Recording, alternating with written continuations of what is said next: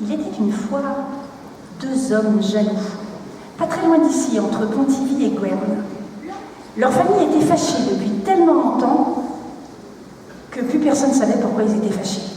Ça faisait peut-être 100 ans qu'ils ne se parlaient plus. Alors il y avait toujours un motif pour s'énerver. Ils étaient nés en même temps, ces garçons-là. À l'école, c'était la rivalité permanente. Quand ils se trouvaient dans la cour, quand ils se trouvaient dehors, tout le monde les voyait se fâcher, se brutaliser, se taper. Donc ils faisaient tout pour ne rien faire ensemble. Mais ils avaient deux fermes. Et le jour du marché, le jour de la foire à Pontivy, il fallait bien prendre les vaches et partir. Les vendre. Et d'habitude, ils arrivaient à faire des horaires un peu décalés. Mais là, ce jour-là, ils sont partis ensemble. Alors au bout d'un moment, sur la route, ils avaient leurs vaches et ils marchaient. Et puis la route est longue. Alors au bout de un petit kilomètre, il y en a un qui a commencé à dire « Tu vois là, toutes les terres là, ben sans moi. Ah, c'est toi le plus riche de la paroisse maintenant. Ben oui, qu'est-ce que tu veux, c'est comme ça. » Et puis là, ils étaient tous les deux à marcher. Et au bout d'un moment, c'était long, le deuxième a dit « Tu vois le château là-bas ? Eh bien ma fille, elle va se marier avec le fils du château. » Ah ouais? Alors ça va être toi maintenant le plus riche de la paroisse.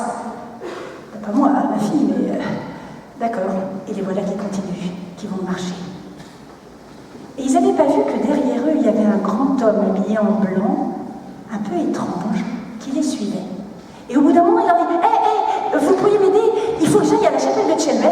J'ai un truc très important à faire là-bas, mais je ne sais pas où c'est. » Alors, vous n'avez qu'à venir avec nous. On passe devant, il y a un carrefour, vous aurez qu'à changer de prendre la route de gauche et nous, on continuera. D'accord. Et à force de marcher, le grand homme s'est rendu compte que entre les deux, il y avait quelque chose qui était pas très clair. Alors, quand ils sont arrivés au croisement, il leur a dit « J'aimerais vous faire un cadeau. Et j'aimerais tellement que vous vous réconciliez. Alors voilà, si toi tu me demandes 500 écus, eh bien toi je te donnerai 1000. Ça veut dire que si moi je parle le premier, j'aurai 2 fois moins que l'autre. Eh bien oui. Mais c'est pas à moi de parler le premier, c'est lui le plus riche, il a toutes les terres de la paroisse maintenant. Ah non, ça c'est pas vrai, lui c'est le plus riche. C'est le plus riche parce que sa fille vient bientôt épouser le fils du château. Et puis blablabla, dit écoutez, moi je veux pas le savoir, réfléchissez un peu, et quand vous aurez réfléchi, parce que moi il faut que j'y aille. Alors est née dans la tête d'un des deux hommes une idée incroyable. Il a dit enlevez-moi un œil. Alors vous imaginez ce qui a pu se passer pour le deuxième. Et depuis ce temps-là, il paraît que dans le pays de Pontivy, on voit un aveugle qui est aidé par un borgne. Et je vous conseille pour vos fêtes de famille, si jamais ça, vous savez, souvent autour de la bûche de Noël, tout ça, les gens ont un peu bu, les gens sont un peu énervés, ils se disent des choses pas très gentilles, ben vous leur racontez cette histoire. Comme ça va les calmer, je pense. Enfin, peut-être.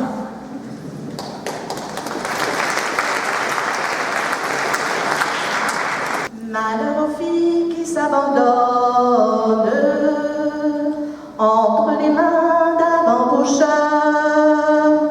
Malheur aux filles qui s'abandonnent entre les mains d'un bambocheur. Entre les mains d'un bambocheur, celui la cause bien des larmes. Entre les mains d'un bambocheur, celui la cause bien des pleurs. Celui qui n'a qu'une maîtresse ne fait pas l'amour quand il veut. Celui qui n'a qu'une maîtresse ne fait pas l'amour quand il veut. Pour moi j'en ai bien 52, toujours de plus belle en plus belle. Pour moi j'en ai bien 52, c'est la plus belle que j'aime le mieux. Par un beau soir, je m'enfuis la voir. C'était la voir, la demander. Par un beau soir je m'enfuis la voir, c'était la voir la demander. Je